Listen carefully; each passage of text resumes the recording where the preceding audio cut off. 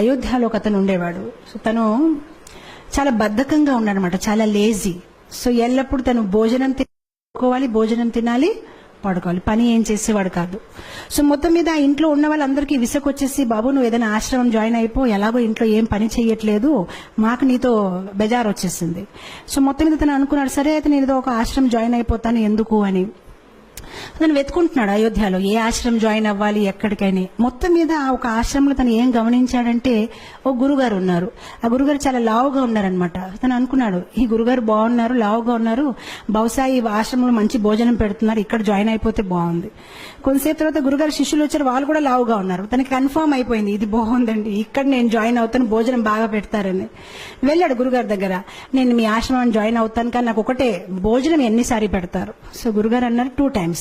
2 times నాకు సరిపోతుంది, నాకు 3 times కావాలంటే గురుగారు అన్నారు, పొద్దున ఇస్తారు కదా, అదే నువ్వు మధ్యాహ్నంకు ఉంచు, ఏం ప్రాబ్లం లేదు.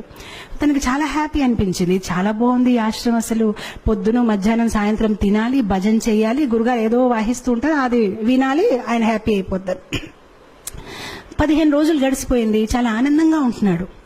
15 రోజుల తర్వాత ఒకరోజు పొద్దున ఏం చూశాడంటే, వంట ఏం అవ్వట్లేదు, అక్కడ ఏం జరగట్లేదు, వంట గదిలో ఎవరు లేరు, అందరూ ఏదో జపం చేస్తున్నారు. సో తన అడుగుతున్నాడు అందరికీ, ఏంటండి ఈరోజు ఏం వంట చెయ్యరండి? సో అప్పుడు వాళ్ళు చాలా కోపంతోనే, అవే ఈరోజు ఏకాదశి.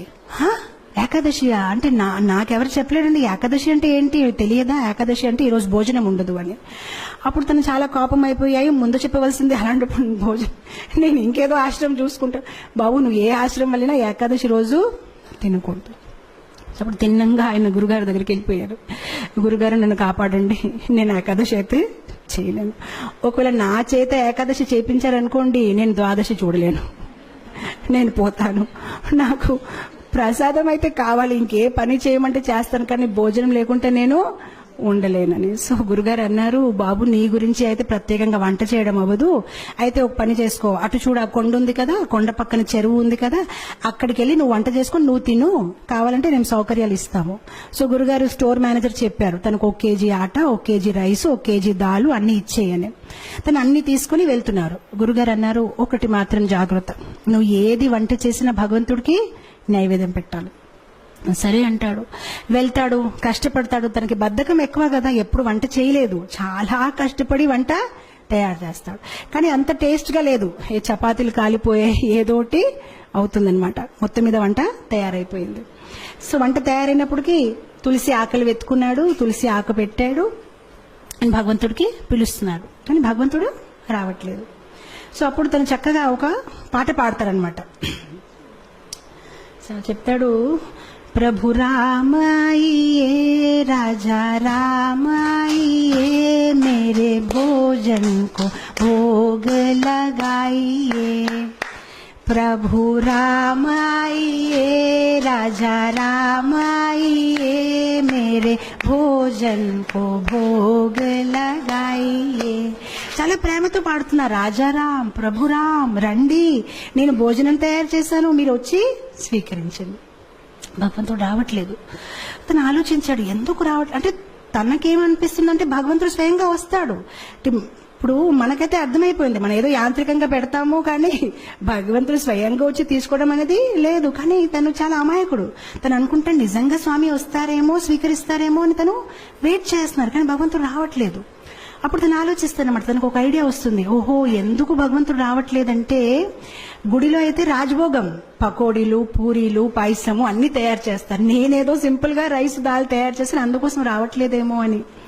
సో అప్పుడు తను భగవంతుడికి వాదిస్తారనమాట. తను భగవంతుడితో అంటారు, భూల్ కరోగే యది తజ్ దోగే భోజన రూఖా సూఖా, एकादशी आज मंदिर में है, बैठे रहोगे भूखे, राजा राम आइए, प्रभु राम आइए, मेरे भोजन को भोग धराइए. సో తను అంటాడు, బహుశా మీరు అనుకుంటున్నారు ఇతని దగ్గర ఎందుకు వెళ్ళాలి, నేను చక్కగా గుడికి వెళ్ళి అక్కడ పూరీలు పకోడాలు తింటాను, కానీ తప్పు చేస్తున్నారు, గుడిలో ఏకాదశి ఉంది, ఆకలిగా కూర్చుంటారు, ఏమీ దొరకదు, కనీసం నేను ఎంతో కొంత పెడుతున్నాను, వచ్చి తీసుకోండి, అది కూడా మిగలదు అని. ఎప్పుడైతే ఇలా పాడడం మొదలు పెట్టారు భగవంతుడు నవ్వు వస్తుంది. సో భగవంతుడు సీతామాతతో అన్నారు, సరే రా తినేసి వద్దామని. సో సీతామాతని తీసుకుని భగవంతుడు వెళ్తారనమాట అక్కడ నైవేద్యం తీసుకోవడానికి. ఎప్పుడైతే భగవంతుడు వస్తారో తను భగవంతుని చూసి ఆనందించడు. తను సీతామాత వైపు చూసి ప్రసాదం వైపు చూస్తాడు, సీతామాత వైపు చూసి ప్రసాదం వైపు చూస్తాడు. తను ఆలోచిస్తాడు, నేను ఒక్కరిని పిలిస్తే ఇద్దరు వచ్చేసారేంటి. సో ప్రసాదం వైపు సీతామాత, ప్రసాదం అప్పుడు శ్రీరాముడు అడుగుతారనమాట, ఏ నీకు ఆనందంగా లేదు? ఆనందంగానే ఉందండి, రండి కూర్చోండి అంటాడనమాట. మనసులో ఆలోచిస్తారనమాట, ఒక్కరిని పిలిస్తే ఇద్దరు వచ్చారు, సరిపోదేమో భోజనము, నాకు వీళ్ళు ఏకాదశి చేపించే ఉంటారేమో ఈరోజు అని. సో మొత్తం మీద భోజనం పెడతారు, వాళ్ళిద్దరు తింటారు, హ్యాపీగా వెళ్ళిపోతారు, తిని ఏకాదశి చేసుకుంటారు, ఎందుకంటే ఇంకేం మిగిలిలేదు. ఇంకో 15 రోజులు గడిచిపోతాయి, మళ్ళీ ఏకాదశి వస్తుంది. ఈసారి తన గురుగారికి చెప్తాడనమాట, గురుగారు 1 కేజీ ఆట సరిపోవట్లేదు, 2 భగవాన్లు వస్తున్నారు, మీరు 1 భగవాన్ 2 వస్తున్నారు, ఇంకా కొంచెం ఇవ్వండి. గురుగారు అనుకుంటారు, తిని కొంచెం లావుగా ఉన్నాడు కదా, భోజనం ఎక్కువ కావాలి, ఏం మాట్లాడుతున్నారు ఏంటో, సరే తీసుకువెళ్ళి ఇంకా కొంచెం ఆట, ఇంకా కొంచెం దాల్ అంటారు. ఈసారి తీసుకువెళ్తాడు, చక్కగా వంట చేస్తాడు, తులసి ఆకులు పెడతాడు, మళ్ళీ స్టార్ట్ చేస్తాడు.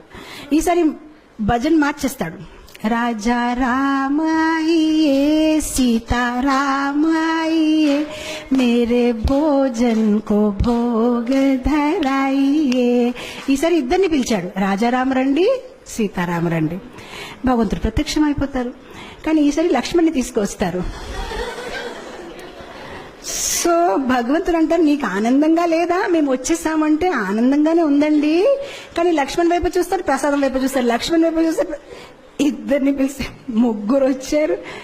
ఈసారి కూడా నా ఏకాదశి అయిపోయింది, నాకేం మిగలదు అని. అయితే రండి కూర్చోండి భోజనం పెడతానని భోజనం పెడతారు, భగవంతుడు తింటారు, వెళ్ళిపోతారు.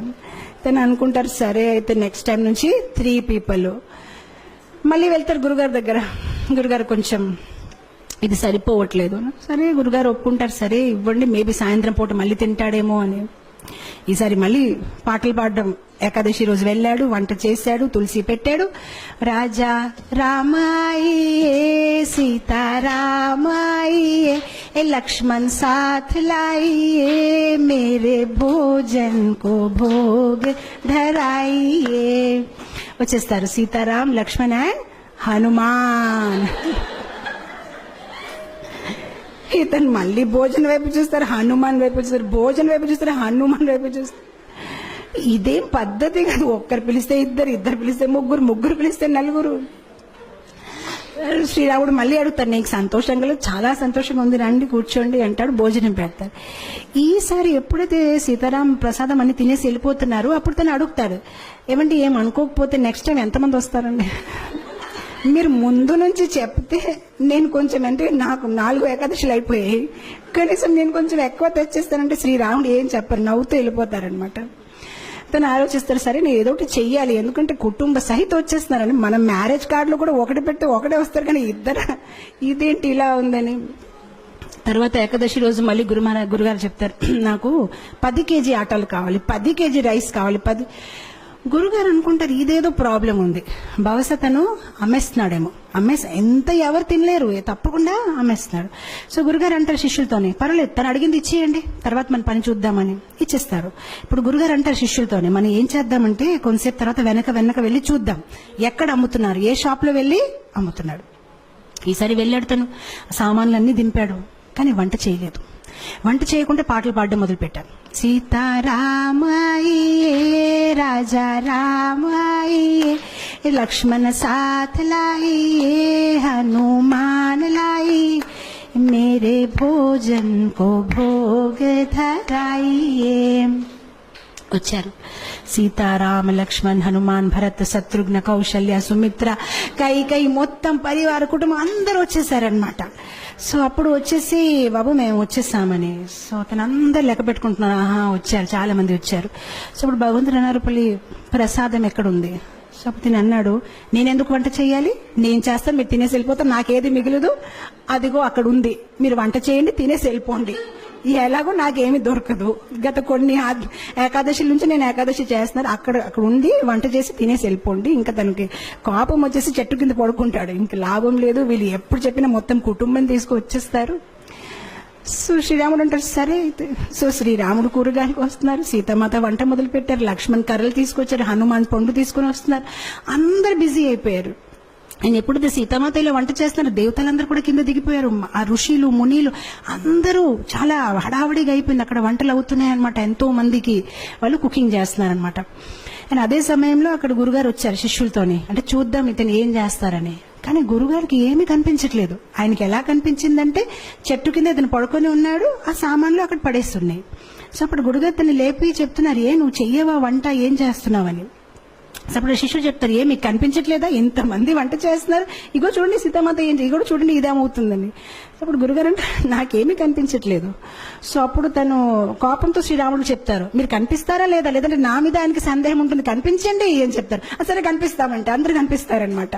సో అప్పుడు అందరు కనిపిస్తే గురుగారు ఇంకా కళ్ళల్లో నీళ్ళు వచ్చేసి, నేను ఎన్ని సంవత్సరాల నుంచి శ్రీరాముడిని పూజిస్తే నాకు దొరకలేదు, కానీ నీ ఒక సరళ స్వభావం, నీ ఒక అమాయకత్వం చూసి భగవంతుడు వెంటనే ప్రత్యక్షమయ్యారని ఆయన ఏడ్చి ఆ శిష్యుడిని కౌగలించారనమాట.